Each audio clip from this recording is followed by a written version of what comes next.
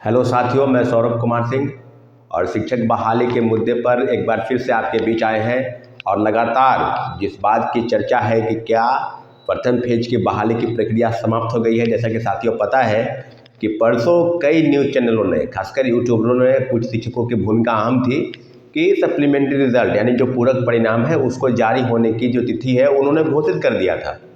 जबकि सच्चाई ये नहीं है, ये बिल्कुल गलत बात है। उन्होंने जो बताया और जो अफवाह के रूप में तमाम शिक्षक अभ्यर्थियों के बीच में जो सवाल था कि क्या पूरक परिणाम जारी हो रहे हैं, क्या पूरक परिणाम जारी होने वाले हैं, परंतु ऐसा कुछ नहीं था। जिस चीज़ के हवाला, जिस ट्वीट का हवाला दे रहे थे वो सप्लीमेंट्री रिजल्ट और जो सेकेंड फेज की बहाली पे रिजल्ट है उसको डॉक्यूमेंट के वेरिफिकेशन के लिए पोर्टल खोला गया था ताकि अपने डॉक्यूमेंट को अपलोड कर सके और वाटर मार्क के साथ वो फिर अपने जारी होने की चीज़ों को लेकर इस तरह की चीज़ें थी।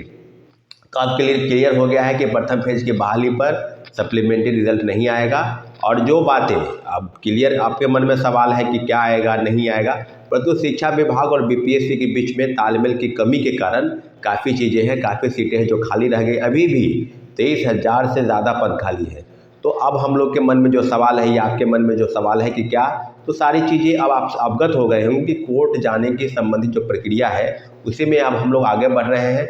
और जो एप्लीकेंट है, जो पिटिशनर बनने की प्रक्रिया है, उसमें सभी लोगों को पिटिशनर बनने की ज़रूरत है। बीपीएससी और शिक्षा विभाग की गलती का खामियाजा शिक्षक अभ्यर्थी नहीं भुगतेंगे, इसलिए जो बाकी पद है यानी खासकर पीआरटी में लगभग 12-13 हज़ार पोस्ट खाली है।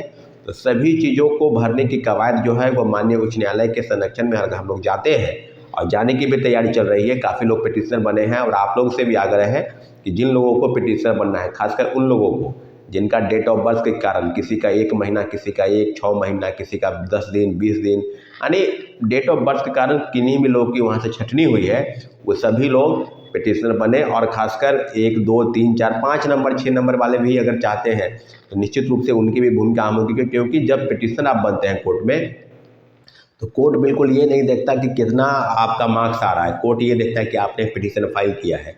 और जब पोस्ट खाली है, जब पद खाली है, रिक्त है, तो शिक्षा विभाग और बीपीएससी को जरूर निर्देशित करेगी कि इन सभी लोगों को भरा जाए, ताकि 1 to 5 में है या 8, 9 में है या 10 to 11 यानी 11, 12 में है, यानी सभी जगह 1 to 5 से लेकर 11, 12 तक सभी जगहों पर सीटें अगर खाली हैं तो भरने की ज़रूरत है। और भरने के लिए आपकी जो भूमिका है, हम लोगों की जो भूमिका है, लगातार प्रोटेस्ट हुआ, आंदोलन हुआ, उसका यही परिणाम है कि 2700 जो 73 पद दिए गए वो पूरक परिणाम के रूप में जारी हुए। तो साथियों, आप सभी लोग लगातार ये बात कर रहे हैं, तो अभी भी जो चीज़ें हैं, अब जो एक बैठक हम बुलाना सोच रहे हैं, तो बैठक आपको कल या परसों तक सूचित कर देंगे कि अगली बैठक कब होगी। लेकिन जितने भी लोग मेरी बातों को सुन रहे हैं, अगर आप पिटिशनर बनते हैं तो पिटिशनर बनने के पहले अपने डॉक्यूमेंट जो है वो आप भेज दें मेरे नंबर पर, और हम अभी कम्युनिटी पोस्ट में भी उस चीज़ को डाल देंगे क्या क्या भेजना है। आधार कार्ड, एडमिट कार्ड, TRE1 का स्कोर कार्ड आदि सब चीज़ों को भेजकर और अपने आप को सेटिस्फाइड कर लें, क्योंकि कोर्ट संबंधित चीज़ों को हम आगे बढ़ाने के लिए प्रतिबद्ध हैं। और जो चीज़ें आपके मन में सवाल है कि नहीं होगा, ये होगा, लेकिन पूरक परिणाम उनको जारी करने पड़ेंगे, इसी के लिए हम लोग कोर्ट जाने की तैयारी में हैं। अब बात करेंगे सेकेंड फेज की बहाली में। सेकेंड फेज की बहाली को लेकर भी कई साथी अभ्यर्थी जब से रिजल्ट का पब्लिकेशन हुआ है तब से वो फ़ोन करें, खासकर भाषा के आहर्ता यानी जो हिंदी भाषी क्षेत्र के जो लोग हम लोग हैं और उनके हिंदी और अंग्रेजी के जो भाषा के पेपर लिए गए, उनको परीक्षा के समाप्ति के बाद रिजल्ट के प्रकाशन के 1 दिन पहले ये बताया गया कि भाषा की अनिवार्यता को समाप्त कर दी गई है। अगर आपका 0 नंबर भी आता है तब भी कोई बात नहीं। तो ये ऐसा कौन सा चीज़ आ गया, आपने जो गलती किया, बीपीएससी ने जो गलती किया क्वेश्चन देने में, उर्दू के क्वेश्चन में हिंदी का क्वेश्चन, अंग्रेजी के क्वेश्चन में हिंदी का क्वेश्चन, हिंदी के क्वेश्चन में अंग्रेजी का क्वेश्चन, तो अपनी गलती को छुपाने के लिए उन्होंने भाषा की अनिवार्यता को समाप्त कर दिया है। कई अभ्यर्थी थे जो उनमें क्वालिफाई मार्क्स डालने के लिए काफ़ी मेहनत किए थे और वही दूसरी तरफ उनका जो मेन पेपर था जीएस और मेन पेपर, उसमें उनका मार्क्स कम आ गए। तो अगर आपको ये करना ही था तो ये परीक्षा के पहले उनको बता देते कि हिंदी भाषा या भाषा के जो पेपर लिए गए उनकी भाषा 0 कर दी गई है।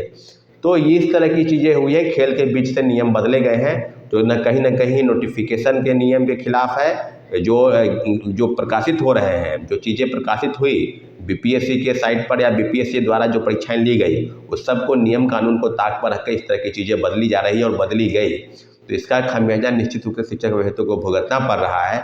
तो भाषा को लेकर जो चीज़ें हैं उसके लिए भी हम लोग आगे बढ़ेंगे। लेकिन इतना ज़रूर है कि भाषा के पेपर के कारण कई लोगों का सिलेक्शन नहीं हो पाया और इसका खमियाजा निश्चित रूप से शिक्षक अभ्यर्थी भुगत रहे हैं। चाहे 1 to 5 में, सिर्फ 1 to 5 में भाषा की अनिवार्यता समाप्त रखी गई थी, बाद बाकी पीजीटी और टीजीटी में सब में उसको हटा दिया गया था, यहाँ तक कि प्रधानाध्यापक में भी। तो आप समझ सकते हैं कि प्रथम भेज की बहाली में उन्होंने कहा था कि शिक्षक बनने के लिए सभी चीज़ों का जानकारी होना चाहिए, चाहे भाषा हो, हिंदी हो, अंग्रेजी हो, यानी खासकर बिहार की जो मूल भाषा है आदि चीज़ों पर। और सेकेंड फेज की बहाली से उनको हटा दिया गया। तो ये बीपीएससी चेयरमैन की तरफ से काफ़ी चीज़ें हैं जो लगातार बदलाव हो रहा है। प्रथम फेज की बहाली में कुछ, सेकेंड फेज की बहाली में कुछ, ठीक है बदलाव हो, लेकिन शिक्षक अभ्यर्थियों को खामियाजा उसका नहीं भुगतना पड़े, इसकी तैयारी पहले से होनी चाहिए। इसकी जानकारी आपको परीक्षा लेने से पहले बताना चाहिए, न कि परीक्षा शुरू होने के बाद और परीक्षा के ख़त्म होने के बाद आप बताइए कि हम ये करने जा रहे हैं। तो काफ़ी चीज़ें हैं जिसको लेकर लगातार बदलाव हुए। लेकिन सेकेंड फेज की बहाली में भी काफ़ी चीज़ें, खासकर रिजर्वेशन के मामले में कहा जाए तो 50% जो आरक्षण का दायरा है उस दायरे में भी छेड़छाड़ हुआ।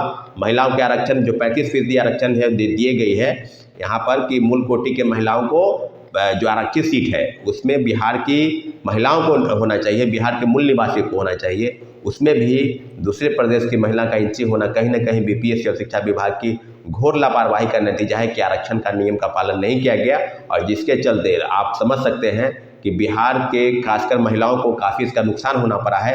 और खासकर शिक्षक अभ्यर्थियों के बीच में जो आक्रोश और भय है, इन दोनों का खामियाजा निश्चित रूप से शिक्षक अभ्यर्थी भुगत रहे हैं।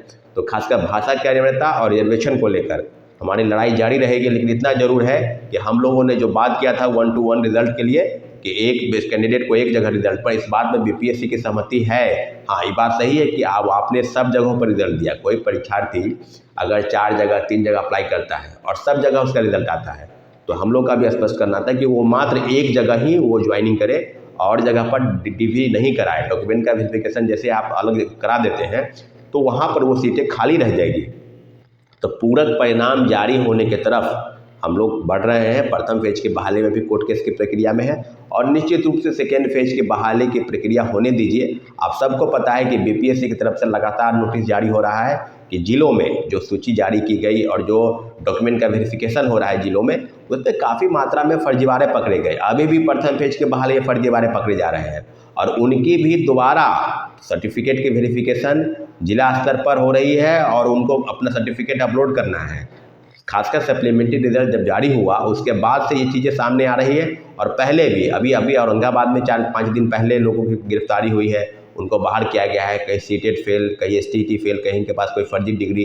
तो सब चीज़ों पर अगर एक आकलन करेंगे, गौर करेंगे तो फर्जीवाड़े बड़े पैमाने पर हुआ है।